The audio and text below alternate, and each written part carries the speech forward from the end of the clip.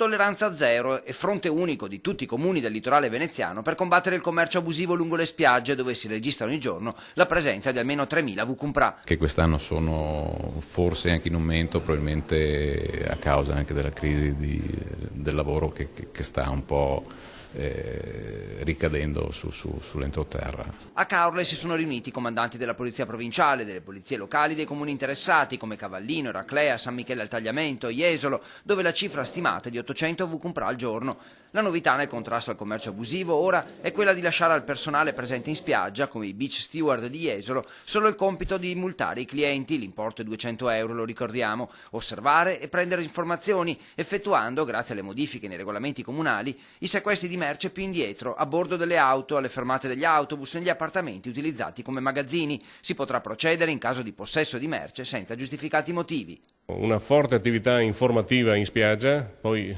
ovviamente ci sono i turisti che non gliene fregano niente.